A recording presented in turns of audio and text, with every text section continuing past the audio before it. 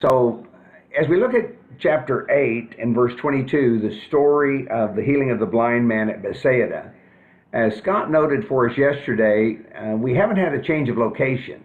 So the transition, the idea of beginning a new section may be a bit strange because he had previously crossed back to the side of the Jewish people from his sojourn among the Gentiles.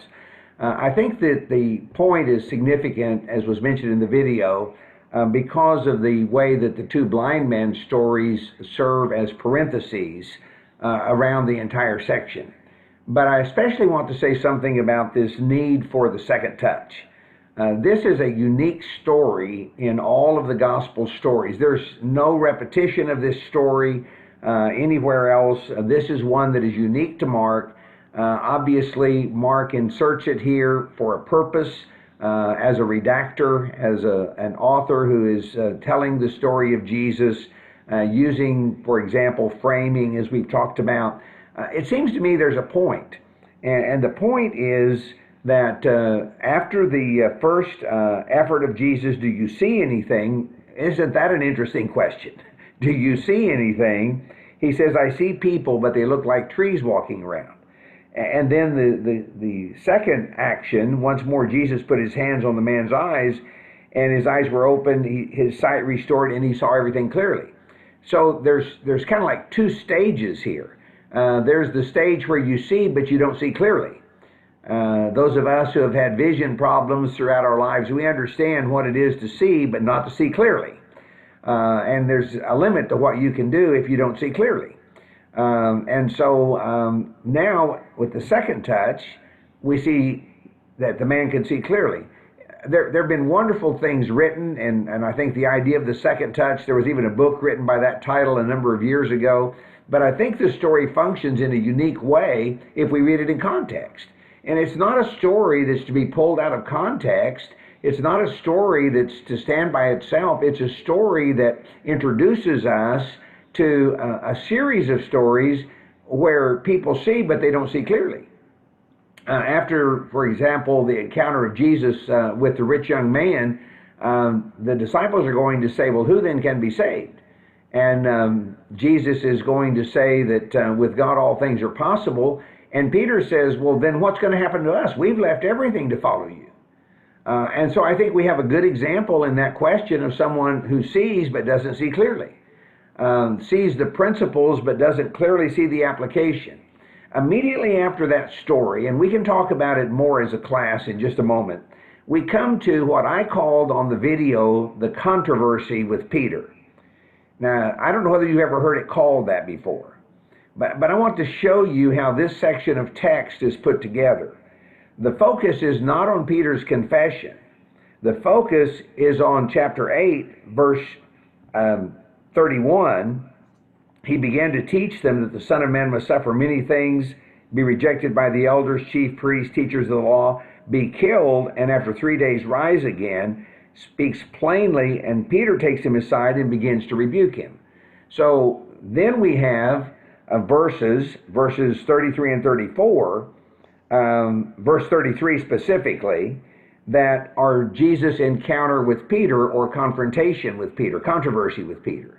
So what we have is framing again, and the story that's being framed is the prediction of Jesus' death and resurrection. Before, we have Peter boldly affirming, you are the Christ, the Son of God. But in the comment after the prediction, it's clear that Peter had no idea what that meant. He did not understand the full ramifications of Jesus being the Son of God. You are the Christ. You are the Messiah. So in that affirmation, in that confession, which we often focus on, because of the other parts of it that are involved, which we don't see here in Mark. We see it more in Matthew, and we normally read it in Matthew. But in Mark's gospel, it functions to introduce Peter with a certain kind of knowledge. May we say that he sees, but he doesn't see clearly? Could we build this particular part of the text on what has immediately preceded it? And say, Peter's an example of one who sees but doesn't see clearly. Because in the controversy with Jesus then, or the confrontation with Jesus in verse 33, notice what Jesus says. You are thinking about human things. You're thinking about the things of men rather than the things of God. So that's the difficulty that Peter faces. To me, it's very interesting how the text is constructed, and we come to probably what is the best description of discipleship that we have had to this point. If you really want to understand what it means to be a disciple, what it means to be a follower of Jesus Christ, deny yourself, take up your cross, and follow him. Now, we have a tendency to kind of soften that. And we don't have crosses that really require much sacrifice. But in the first century, the cross was meant for dying. There was one reason that people were on a cross, and that was because they were going to die. And so in the same context, we talk about losing life in order to find it. That's the way of discipleship. We give our lives in order to find them. And in the giving of our lives, the sacrifice, the service that we'll read about later in this same text of today, chapter 10, the end of chapter 10, in that sacrifice, in that service, we genuinely find life. We really find the meaning of our lives. So that death prediction, while we tend to focus on it sometimes out of context, and we talk about the first one and the second one and the third one, this first prediction of Jesus' death, this first announcement of his death, actually has a context, and that context surrounds Peter. We're going to see in the second prediction that the context involves all of the 12, and in the third one specifically that it involves James and John. So those are just ways that I like to try to read the text. In the Transfiguration, chapter 9, beginning in verse 2, again we have identity questions. We haven't stopped the identity questions just because we moved out of chapter 4. The question is still, who is Jesus? Here Peter recognizes him as rabbi, but is willing to worship more broadly than just Jesus. But the voice from heaven declares who Jesus is. This is my son whom I love, listen to him. And immediately we come down and we kind of jump to another theme that we've been developing in the book of Mark, and that is the existence of faith and unfaith in the same human heart. So when Jesus is there with the boy's father, and the father says, if you can do anything, take pity on us and help him, verse 22, Jesus says, if you can, everything is possible to him who believes. And I like verse 24, the boy's father exclaims, I do believe, help me overcome my unbelief. So here's someone who accepts Jesus. He recognizes Jesus for who Jesus is. Maybe has some idea about who Jesus is, but sometimes knowing who Jesus is unbelievable. Sometimes in our lives today, as disciples, fully understanding who Jesus is and what he's calling us to do and what he's willing to help us do, it's unbelievable. We have trouble accepting it. So there is an element, whether we're talking about mission work or church work or our family or our home or whatever aspect of life it might be, or a coronavirus and the loss of employment and the loss of jobs and difficulties. What is God wanting to do? Because God's people, understanding clearly what God is wanting to do, are being called to do the will of God when it is beyond our understanding, when it is beyond what we can see, when it is beyond what we can clearly anticipate or expect. I want to say just a word, and hopefully a brief word, about the next part of the text, the second announcement of his death. They've come to Capernaum. Remember, they started in Caesarea Philippi.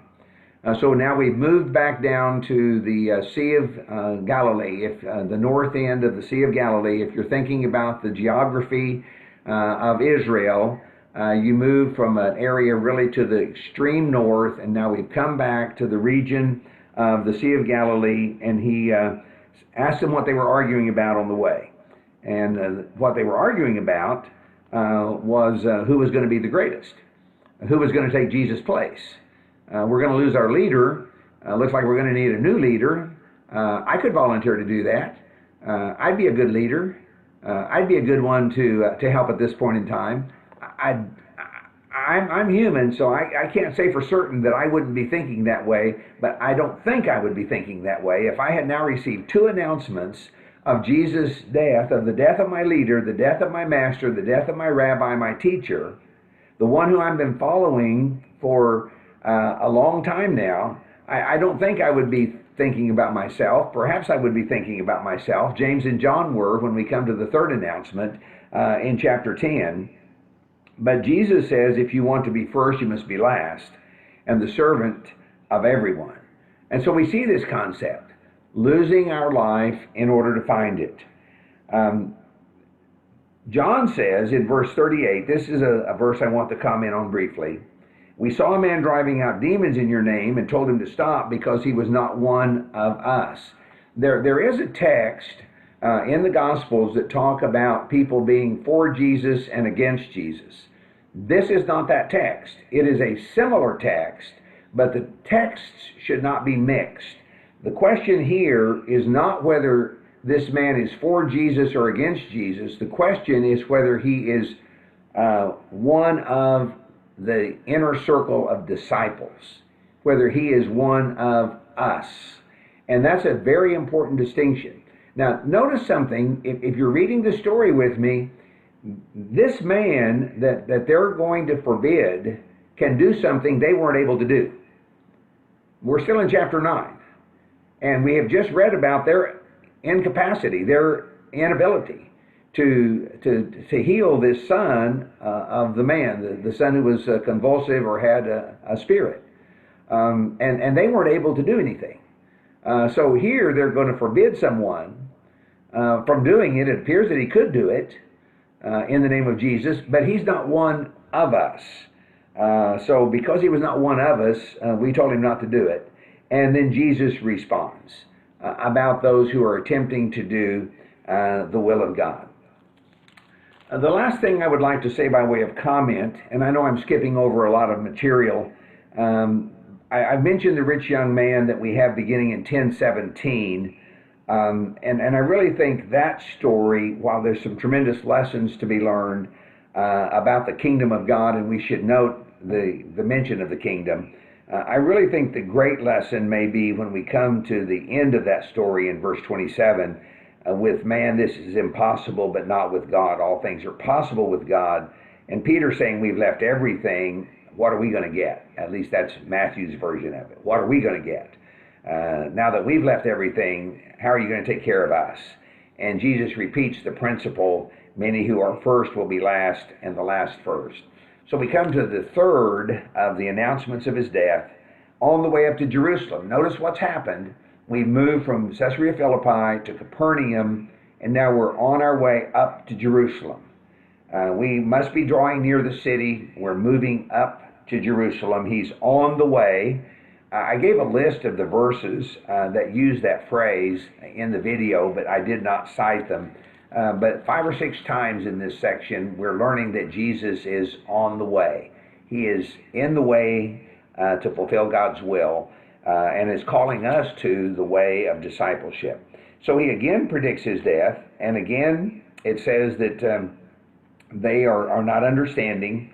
They were astonished. They were afraid. That fear concept comes in again. But James and John are looking out for themselves, or maybe their mother if you read the Matthew account. And the 10 hear about it, and they are indignant with James and John, that they're trying to find their way to a position of prominence. I wonder what Jesus' attitude was toward James and John. That's just an interesting question. The Bible doesn't say. But we have that great text that we often talk about in servant leadership. The Gentiles have people who are benevolent, who are in charge. They exercise authority, but they take care of them. That won't be the way it is with you. It will not be that the people who have the authority are number one. If you want to be great, you must be a servant. The one who wants to be first must be the slave. And then the text, the Son of Man did not come to be served, but to serve, and to give his life a ransom for many. This is another text where I think often we read it out of context. We say the Son of Man did not come to be served, but to serve, period. But it's not a period, it's a comma. There's two aspects of it. It's not just that we serve. I'm grateful for people who serve. I'm grateful for church leaders, for church members. I'm grateful for everyone who attempts to imitate Jesus by being a servant. But it's not about service. It's about more than service. It's about sacrificial service. In the case of Jesus, he did not come to be served, but to serve and to give his life a ransom for many. And with those very brief stories, I've run them all together here. There are 12 total, if I have counted them correctly. We come to Jericho, and we are definitely drawing near to Jerusalem. In 2.5 chapters, we have moved all the way from the north of Israel, as we know it today, to Jerusalem. And we have this man, Bartimaeus, the son of Timaeus. And he hears it's Jesus of Nazareth, and he recognizes who he is. The whole question of who Jesus is, Bartimaeus, when he hears the name Jesus, he recognizes him, son of David, and he's healed. So we conclude this section with a blind man's story. I want to see. That's what I want. I want to see. What a great request. It's my request. It's your request. I want to see. And he says, go, your faith has healed you. But he doesn't go. He follows Jesus on the way. He follows Jesus along the road. And he will go with him. So we're learning about discipleship little by little, thinking about what God is calling us to do and calling us to be. I think I did a reasonably good job of managing the time. So I'm going to conclude this part of the in-class comments, and we'll move to some of our discussion and questions and your comments. Thank you for giving me this time for expansion.